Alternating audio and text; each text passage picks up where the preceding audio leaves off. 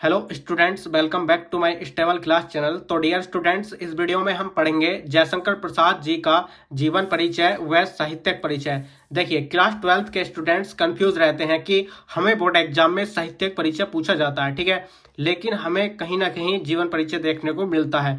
तो इसलिए हमने स्पेशली में ये वीडियो बनाई है क्लास 12th के स्टूडेंट्स के लिए। हम इस वीडियो में हम साहित्यिक परिचय और जीवन परिचय पढ़ेंगे। देखिए, आपको बोर्ड एग्जाम में जो क्वेश्चन पूछा जाता है वो इस प्रकार से पूछा जाता है कि किसी एक लेखक का साहित्यिक परिचय देते हुए उनकी रचनाओं का उल्लेख कीजिए, ठीक है। इस प्रकार से आपको क्वेश्चन पूछा जाएगा, लेकिन आपको साथ साथ में जीवन परिचय लिखना है और साहित्यिक परिचय लिखना है और उसके बाद इनकी रचनाओं को लिखकर कंप्लीट करना है, ठीक है। यदि आप इस प्रकार से बोर्ड एग्जाम में लिख कर आएंगे तो आपको एकदम फुल मार्क्स मिलने वाले हैं, ठीक है। देखिए, जीवन परिचय में क्या लिखना होता है। जीवन परिचय के अंतर्गत किसी भी लेखक की जन्म मृत्यु, उनके माता पिता का नाम और उनकी शिक्षा दीक्षा के बारे में इस प्रकार से लिखना होता है। तो देखिए, जीवन परिचय लिखना आपको कंपलसरी है और आपको बोर्ड एग्जाम में साहित्यिक परिचय पूछा जाता है, ठीक है, इसलिए आपको साहित्यिक परिचय भी लिखना है। तो डियर स्टूडेंट्स, इस वीडियो को बिना स्किप किए एकदम अंत तक देखते रहना। देखिए, आपको साहित्यिक परिचय जयशंकर प्रसाद जी का कहीं नहीं मिलेगा। आप इस वीडियो को बिल्कुल अंत तक देखते रहना, आपके एकदम 5 नंबर क्लियर होने वाले हैं। तो डियर स्टूडेंट्स, सबसे पहले हम पढ़ेंगे इनका जीवन परिचय। देखिए, इस प्रकार से ब्लैक पेन से हेडिंग लिखनी है जीवन परिचय और आगे लिखेंगे जयशंकर प्रसाद का जन्म सन 1889 ईस्वी में काशी के एक प्रतिष्ठित वैश्य परिवार में हुआ था, ठीक है।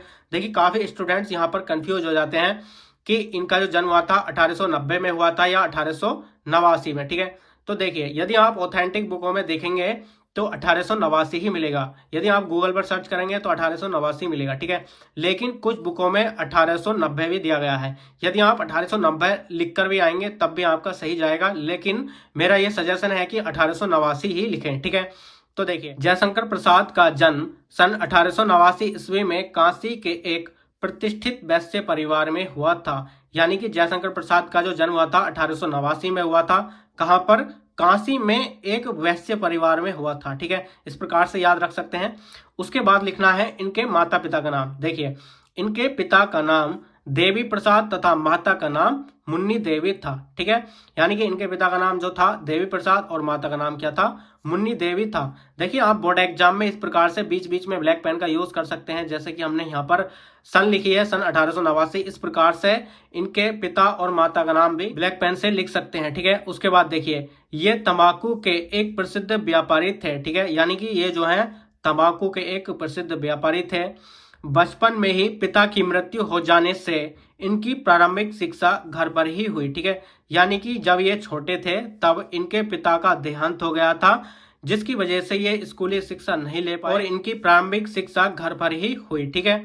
घर पर ही इन्होंने हिंदी, अंग्रेजी, संस्कृत, उर्दू, फारसी भाषा का गहन अध्ययन किया, ठीक है। यानी कि इन्होंने घर के स्वाध्याय से ही हिंदी, अंग्रेजी, संस्कृत, उर्दू, फारसी भाषा का गहन अध्ययन किया। यानी कि इन्होंने बहुत ही अच्छे तरीके से इन भाषाओं का अध्ययन किया, ठीक है। इनका शरीर क्षय रोग से जर्जर होता गया और अंत में इनकी मृत्यु सन 1937 ईस्वी को केवल 48 वर्ष की आयु में हो गई, ठीक है।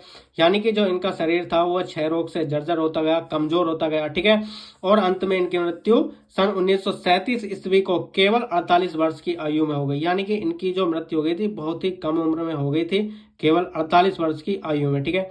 तो इस प्रकार से आप बोर्ड एग्जाम में बीच बीच में ब्लैक पेन का यूज कर सकते हैं, जैसे कि हमने यहाँ इनकी मृत्यु को लिखा है 1937 ईस्वी, ठीक है। इस प्रकार से आप ब्लैक पेन का यूज कर सकते हैं। उसके बाद देख लेते हैं इनका साहित्यिक परिचय, ठीक है।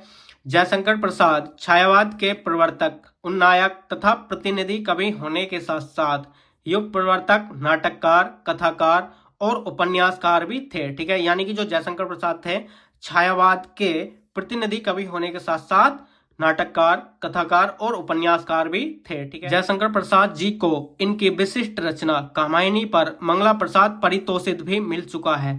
या इस प्रकार से लिख सकते हैं, जयशंकर प्रसाद जी को इनकी मुख्य रचना कामायनी पर मंगला प्रसाद पुरस्कार से सम्मानित किया गया, ठीक है। इन्होंने साहित्य के क्षेत्र में महत्वपूर्ण भूमिका निभाई है, ठीक है।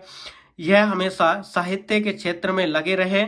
इनकी अन्य कई रचनाओं में इनको पुरस्कार से सम्मानित किया गया, जैसे कि यहाँ पर देख सकते हैं, इन्हें यहाँ पर कामायनी पर मंगला प्रसाद पारितोषिक भी मिल चुका था और इसी प्रकार से इनकी अन्य कई रचनाओं में इनको पुरस्कार से सम्मानित किया गया था। ठीक है, उसके बाद देखिए साहित्यिक परिचय के बाद इनकी रचनाएं लिखनी है। रचनाओं में आपको नाटक, कहानी और उपन्यास लिखने हैं केवल। ठीक है, देखिए इनके नाटक हैं चंद्रगुप्त, स्कंदगुप्त, अजातशत्रु, ध्रुव स्वामिनी, एक घूंट। ठीक है, इस प्रकार से इनके ये नाटक हैं। उसके बाद देखिए इनकी कहानी लिखनी है आकाशदीप, इंद्रजाल, छाया, प्रतिध्वनि। ठीक है, देखिए आकाशदीप, इंद्रजाल, छाया, प्रतिध्वनि। उसके बाद देखिए इनके उपन्यास हैं कंकाल, तितली, इरावती आदि। इस प्रकार से इनकी रचनाएं लिखनी है। तो डियर स्टूडेंट्स, यदि आप इस प्रकार से जयशंकर प्रसाद की रचनाएं और उनका साहित्यिक परिचय और उनका जीवन परिचय लिखकर कंप्लीट करते हैं तो आपको एकदम फुल मार्क्स मिलेंगे। ठीक है, इसमें एकदम 100% श्योरिटी है। आप बिल्कुल 100% कॉन्फिडेंट इसको बोर्ड एग्जाम में इस प्रकार से ही लिखें। ठीक है, आपको एकदम फुल मार्क्स मिलेंगे। तो डियर स्टूडेंट्स, ये वीडियो आपको कैसी लगी कमेंट्स बॉक्स में कमेंट्स करके बताना। वीडियो अच्छी लगी हो तो लाइक कर देना और चैनल को सब्सक्राइब करके बेल आइकन को भी प्रेस कर देना, जिससे कि नेक्स्ट वीडियो की नोटिफिकेशन सबसे पहले मिल सके। तो चलिए मिलते हैं नेक्स्ट वीडियो में नेक्स्ट टॉपिक के साथ। तब तक के लिए जय हिंद, वंदे मातरम।